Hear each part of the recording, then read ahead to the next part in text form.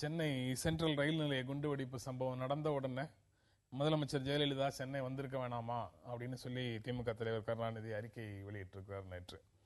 தமிழ்நாட்டில் இந்த சம்பவத்தை கண்டித்து எல்லா அரசியல் கட்சிகளும் கண்டன அறிக்கையை வெளியிட்டாங்க. ஆனால் முதலமைச்சர் ஜெயலலிதா என்னை மட்டும் தனிப்பட்ட முறையில் தாக்கி பதில் அறிக்கையை விட்டுருக்கிறாங்களே அப்படின்னு சொல்லி அதில் ஒரு குறிப்பிட்டிருக்கிறாரு. அவருடைய அறிக்கையை கண்ணன் நீங்க எப்படி பாக்குறீங்க? அதாவது முதல்வர் என்கிற பொறுப்பில் இருக்கக்கூடிய ஒருவர் நிச்சயமாக இது போன்ற விபத்துகள் நடக்கும் பட்சத்தில் வந்து பார்ப்பது அப்படிங்கிறது எதிர்பார்க்கக்கூடிய ஒன்று.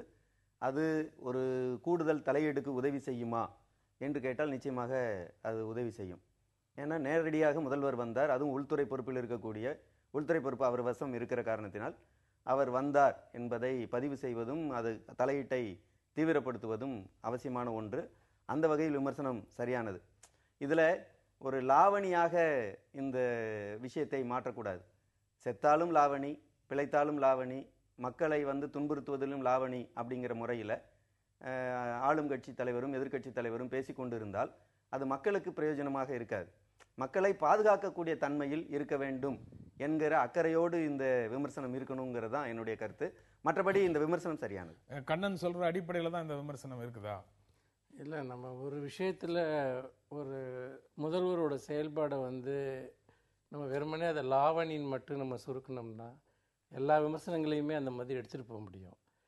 பொதுவாக ஒரு முதல்வர் வந்து பார்க்கணுன்னு சொல்கிறதுல வந்து என்ன ஒரு அடிப்படையான ஒரு விஷயமா நான் பார்க்குறேன். ஏன்னா நம்ம முதல்வர் அவர்கள் வந்து பார்க்க முடியாத ஒரு தூரத்தில் இதில் இல்லை. ஏன்னா அவர் வந்து ஒவ்வொரு சின்ன சின்ன ஊருக்கெல்லாம் வந்து ஹெலிகாப்டரில் பறந்து போய் விடாமல் பிரச்சாரம் செஞ்சவர். அவர் நினைச்சா வந்து பார்த்துருக்க முடியும். இது போன்ற குண்டு வெடிப்புகள் நடக்கும்போது மக்கள்கிட்ட ஒரு பெரிய அளவுக்கு ஒரு அச்ச உணர்வு ஏற்படுது. நமக்கு பாதுகாப்பு இருக்கிறதா? நாம் வந்து பார்த்தீங்கன்னா நம்முடைய ஸ்டேட் மிஷனரி எந்த மாதிரியான விஷயங்களுக்கெல்லாம் முதலமைச்சர் போய் பார்க்கணும் அதுதான் சொல்ல வரேன். அதாவது என்னன்னா, இப்போ வந்து ஒரு விபத்து நடக்குது, நம்ம போய் இந்த விபத்தை போய் முதலமைச்சர் பார்க்கணும்னு சொல்ல வர்றதில்லை. ஆனால் ஒரு குண்டு வெடிப்புங்கிறது ஒரு ஸ்டேட்டோட தலைநகரத்தில் வந்து நடக்கிறப்போ அது ஒரு தாக்குதலாக பார்க்கப்படுகிறது. அப்போ என்னென்னா அடுத்த நாளே நீங்கள் பாருங்கள், எக்ஸ்பிரஸ் மாலில் வந்து குண்டு வச்சுருக்காங்கன்னு வருது, ஒரு காலேஜில் குண்டு வச்சுருக்காங்கன்னு வருது. இப்படிலாம் வந்து பார்த்திங்கன்னா அனானிமஸ் கால்ஸ் வருது. மக்கள்கிட்ட ஒரு மிகப்பெரிய ஒரு பீதி வந்து ஏற்படுது. அப்போது ஒரு முதல்வரை நேரடியாக இதில் வந்து நடவடிக்கை எடுக்கிறார் அல்லது அவர் செயல்படுகிறார் என்பது பொதுவாக காமன் மேன் பொதுமக்களுக்கு வந்துட்டு ஒரு சின்ன ஒரு நம்பிக்கை உணர்வை ஏற்படுத்துகிறது. ஸ்டேட் மிஷனரி உண்மையிலேயே ரொம்ப தீவிரமாக ஆக்ஷன் எடுக்குது அப்படிங்கிறது.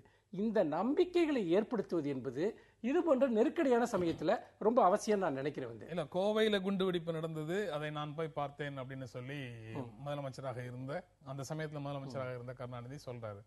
தென் தமிழ்நாட்டில் சாதி மோதல்கள் நடந்தது திமுக ஆட்சியில். அப்போ வந்து காயப்பட்டவர்களை முதலமைச்சர் போய் பார்த்தாரா அப்படிங்கிற கேள்வி வருது. ஒரு பத்திரிகை அலுவலகம் தாக்கப்பட்டு அதுல 3 பேர் செத்து போறாங்க. அந்த மாதிரி நேரங்கள்ல அவர் போய் பார்க்கிறாரா அப்படின்னு சொல்லி கேள்வியில வந்து நேற்று இந்த அறிக்கை வந்த உடனேயே பேசக்கூடிய நண்பர்கள் வந்து உடனடியாக சொல்றாங்க. இது வந்து கேட்கறதுக்கு வந்து பாத்தீங்கன்னா அது வந்து ரொம்ப ஒரு நியாயமான ஒரு கேள்வி மாதிரி தோணும். ஆனா என்னன்னு கேட்டீங்கன்னா, ஒரு சமூகத்துக்குள் இருக்கக்கூடிய குழுக்களுக்குள் நடக்கக்கூடிய மோதல்கள், சண்டைகள், இதுல போய் ஒரு முதல்வர் நேரடியாக பார்த்தால் எப்படி பார்த்தாலுமே அது யாரோ ஒரு தரப்பிற்கு ஆதரவாகவும் இன்னொரு தரப்பிற்கு எதிரானதாகவும் இருப்பது போன்ற ஒரு தோற்றம் ஏற்படும். எப்படி நவகாலிக்கு வந்து காந்தி போறத வந்து ஒரு தரப்புக்கு ஆதரவாக போனதாக? காந்தி ஒரு தரப்புக்கு ஆதரவா போகல, அங்கே ஒரு நியாயத்தை நிலைநாட்டுவதற்காக அவர் போறாரு. இன்னொரு விஷயம் என்னன்னா, நவகாலி என்பது இன்றைக்கு பல்லாயிரக்கணக்கான பேரை வந்துட்டு பழிகொண்டக்கூடிய ஒரு மிகப்பெரிய ஒரு வன் செயல், தேசத்தினுடைய எதிர்காலத்தையே இருள் மூழ்கக்கூடிய ஒரு வன் செயல் வந்துட்டு. அதாவது ஒரு செயலை விட அந்த செயலினுடைய விளைவு தான் என்னன்னு நீங்க பார்க்கணும். ஒரு குண்டு வெடிப்பு தாக்குதல் இப்போ ஒன்றும் இல்லை. அதாவது இங்கே நடக்கக்கூடிய எத்தனையோ விபத்துகள் சாதி முதலோடு ஒப்பிட்டோம்னா ஒருத்தர் தானே இறந்து போயிட்டார்னு கூட ஒருத்தர் சொல்ல முடியும். அது ஒருத்தர் இறந்து போகிற விஷயம் இல்லை. அது மாறாக இவ்வளோ பெரிய தாக்குதல் தமிழ்நாட்டில் நீ எங்கே வேண்டாலும் நடக்கலாம். அப்போ ஸ்டேட் மிஷனரி வந்து செயலிழந்துருச்சா, உளவுத்துறை செயலிழந்துருச்சா, இப்படியெல்லாம் பல கேள்விகள் மக்கள்கிட்ட வருது. அப்போ முதலில் ஏற்படுத்த வேண்டியது டெரரிஸ்டுகளை தடுக்கிறோமோ இல்லையோ, மக்கள் மனதில் முதல்ல நம்பிக்கையை ஏற்படுத்தணும். நம்பிக்கையை எப்படி ஏற்படுத்துறது? செயலின் மூலமாக. அப்போ என்னன்னா, எதிரி யாருன்னே தெரியல.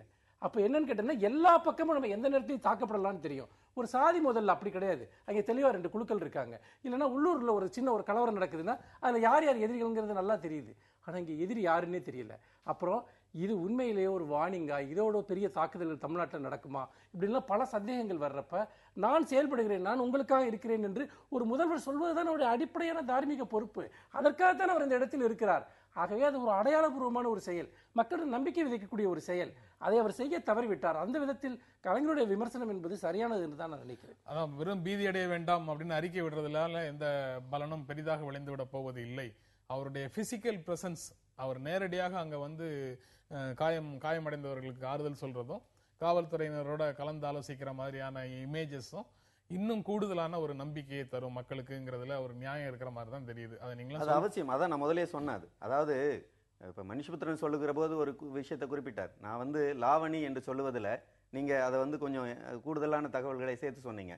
கலைஞர் வந்து சாதி கலவரங்களுக்கு போனாரா, 3 பேர் மதுரையில் தாக்கப்பட்ட விஷயங்களுக்கு போனாரா என்கிற எதிர்கேள்விகள் வருகிறது. ஸோ இந்த எதிர்கேள்விகள் அனைத்தும் எங்கிருந்து வருகிறது என்று சொன்னால், எப்போது யார் பாதிக்கப்பட்டாலும் அது 2 அரசியலின் அம்புகளாக மட்டுமே மாறி ஒன்று தாக்கிக் கொள்ளக்கூடிய ஏற்பாடாக தான் இருந்துட்டு இருக்குதுங்கிறத நான் முதலே பதிவு செய்தேன். இதுல கண்டிப்பாக முதல்வர் வந்திருக்க வேண்டும். அவர் உள்துறை அமைச்சர் பொறுப்பை கொண்டிருக்கக்கூடிய ஒரு முதல்வர். எனவே அவர் வந்து காவல்துறையையும் இதர பல நிர்வாக நடவடிக்கைகளையும் மேற்கொள்வதன் மூலம் அது மக்கள் மத்தியில் நம்பிக்கை ஏற்படுத்துவதற்கு உதவியாக இருக்கும் என்பதுதான் நான் முதலே சொன்ன விஷயம். எனவே நீங்களும் அதை தான் சொல்லுங்க. அது பொதுவான ஒரு விஷயம் தான் அப்படிங்க. நம்ம தொடர்ந்து பேசலாம் ஒரு இடைவேளைக்கு பிறகு.